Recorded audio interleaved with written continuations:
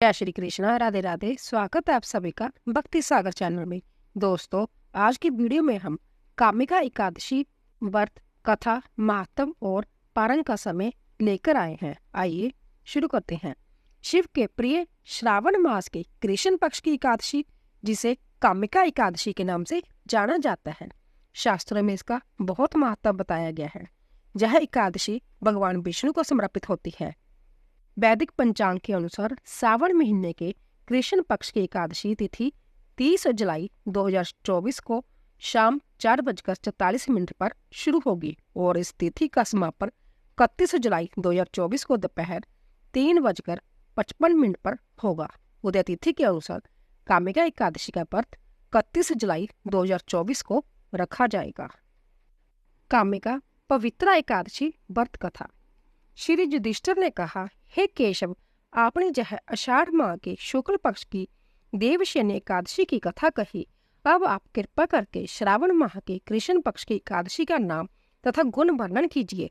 श्री कृष्ण जी ने कहा, हे राजन, एक बार नारद जी ने भी पितामह ब्रह्मा जी से यही प्रश्न किया था। तब ब्रह्मा जी ने कहा, हे नारद जी, यह प्रश्न आपने बड़ा ही महत्वपूर्ण किया है। यह लोक के कल्याण की दृष्टि से बड़ा ही उत्तम है। सावधानी से सुनो। इस श्रावण मास की कृष्ण पक्ष की एकादशी का नाम पवित्रा कामिका है। इस दिन श्री विष्णु भगवान का पूजन किया जाता है। इस व्रत का फल वाजपेयी जग के समान होता है। जो मनुष्य शंख चक्र पद्म गदाधारी भगवान विष्णु की पूजा धूप दीप आदि से करते हैं, उन्हें गंगा स्नान से भी अधिक फल मिलता है। सिंह की बृहस्पति में, गोदावरी में व्यतिपात और गंडकी जोग में स्नान करने से जो फल मिलता है, वही फल भगवान विष्णु की पूजा करने से प्राप्त होता है। हे नारद जी, संसार में विष्णु भगवान की पूजा का फल सबसे अधिक है। यह श्रावण माह की कृष्ण पक्ष की पवित्रा एकादशी के व्रत के बराबर है। अंततः जो मनुष्य विष्णु भगवान की पूजा ना कर सकते हो, वह इस पवित्र एकादशी का व्रत करे तो वही फल प्राप्त होता है। आभूषण से युक्त बछड़े सहित गाय के दान करने से जो फल मिलता है, वही फल पवित्रा का व्रत करने से मिलता है। अंततः कामिका एकादशी का व्रत अवश्य करना चाहिए।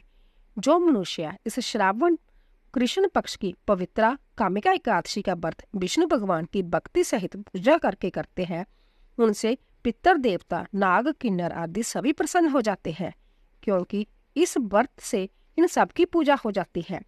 इस व्रत के प्रभाव से समस्त पाप नष्ट हो जाते हैं। संसार में फंसे हुए प्राणी के लिए समस्त पापों से छूटने के लिए पवित्र एकादशी के व्रत के अतिरिक्त उत्तम उपाय दूसरा कोई भी नहीं है। संभव भगवान ने भी नारद जी से अपने मुख से कहा है कि मनुष्य को अध्यात्म विद्या से जो फल मिलता है, उससे अधिक फल पवित्र एकादशी का व्रत करने से प्राप्त होता है। इस पवित्र एकादशी के व्रत के प्रभाव से मनुष्य कुयोनि को प्राप्त नहीं होता है और इसके प्रभाव से सीधा स्वर्ग को प्राप्त करता है। जो मनुष्य पवित्र एकादशी के दिन भगवान विष्णु की भक्ति सहित तुलसी दल से पूजा करता है, वह मनुष्य पापों से इस प्रकार अलग रहता है जैसे कमल जल में होते हुए भी जल से अलग रहता है। हे नारद जी, तुलसी दल से भगवान की पूजा करने का फल 1 बार स्वर्ण और 4 बार चांदी के दान के फल के बराबर है। श्री विष्णु भगवान नाना प्रकार के मिष्टान, धन रत्न, मोती, आभूषण, मणि इत्यादि से इतने प्रसन्न नहीं होते जितने कि तुलसी के दल से प्रसन्न होते हैं। इसीलिए तुलसी दल से भगवान विष्णु की पूजा करने वालों की समस्त पाप नष्ट हो जाते हैं। हे नारद जी, मैं संभव भगवान विष्णु तथा उनकी प्रिय तुलसी जी को नमस्कार करता हूँ, क्योंकि तुलसी जी के दर्शन करने से ही मनुष्य के समस्त पाप नष्ट हो जाते हैं और स्पर्श करने से प्राणी मात्र पवित्र हो जाते हैं। जल से तुलसी जी को सींचने एवं पौधा लगाने से मनुष्य की समस्त जम यातनाएं नष्ट हो जाती है। जो मनुष्य इस पवित्र एकादशी के दिन व्रत कर भगवान विष्णु की पूजा कर रात्रि को कथा कहते हुए कीर्तन जागरण करते हैं, दीपदान करते हैं, उनके पुण्य को लिखने में चित्रगुप्त भी असमर्थ रहते हैं।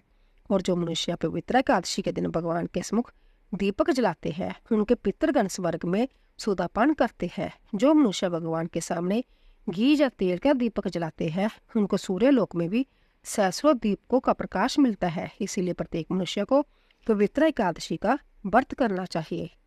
एक समय की बात है, एक गांव में एक क्षत्रिय रहता था। वह अपने आप पर बहुत गर्व करता था, खासकर अपनी शक्ति और बल पर उसे अभिमान था। क्षत्रिय भगवान को बहुत मानता था, लेकिन उसके मन में घमंड था। वह हर दिन भगवान विष्णु की पूजा करता और उनकी उपासना में लीन रहता था। एक दिन वह किसी महत्वपूर्ण कार्य के लिए घर से बाहर यात्रा पर निकला। रास्ते में उसकी मुलाकात एक ब्राह्मण से हो गई। दोनों में किसी बात को लेकर झगड़ा हो गया। झगड़ा इतना बढ़ गया कि बात हाथापाई तक पहुंच गई। क्षत्रिय बहुत बलवान था, इसलिए ब्राह्मण अपनी दुर्बलता के कारण क्षत्रिय के बार को सहन न कर पाया और वह वहीं गिर गया और उसकी मृत्यु हो गई। ब्राह्मण की मृत्यु से क्षत्रिय हक्का बक्का रह गया। उसे अपनी गलती का एहसास हुआ और वह बहुत पछताया। जब पूरी बात गांव में आग की तरह फैल गई, क्षत्रिय युवक ने गांव वालों से क्षमा याचना की और ब्राह्मण का अंतिम संस्कार खुद करने का वचन दिया। लेकिन पंडितों ने अंतिम क्रिया में शामिल होने से इनकार कर दिया।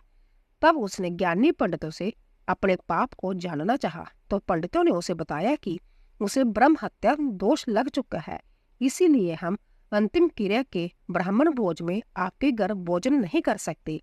यह सुनकर क्षत्रिय ने ब्रह्म हत्या दोष के प्रायश्चित का उपाय पूछा। तब पंडितों ने कहा कि जब तक वह सावन मास के कृष्ण पक्ष की एकादशी तिथि को विधि पूर्वक भगवान विष्णु की पूजा नहीं करता और ब्राह्मणों को भोजन नहीं कराता और दान दक्षिणा नहीं देता, तब तक वह ब्रह्म हत्या दोष से मुक्त नहीं हो सकता। क्षत्रिय ने ब्राह्मण के अंतिम संस्कार के बाद पंडितों की सलाह मानते हुए कामिका एकादशी के दिन पूरी श्रद्धा और विधि के अनुसार भगवान विष्णु की पूजा की। फिर उसने ब्राह्मणों को भोजन कराया और दान दक्षिणा भी दी। इस तरह भगवान विष्णु की कृपा से वह क्षत्रिय ब्रह्म हत्या दोष से मुक्त हो गया। बोलिए कृष्ण भगवान की जय। दोस्तों, कामिका एकादशी व्रत का पारण का समय 1 अगस्त को सुबह 5:45 से शुरू होकर 10:12 तक रहेगा। दोस्तों, अगर आपको हमारी कथा पसंद आई हो, प्लीज जाने से पहले चैनल को सब्सक्राइब कीजिए, लाइक कीजिए और शेयर कीजिए। आप सभी का धन्यवाद।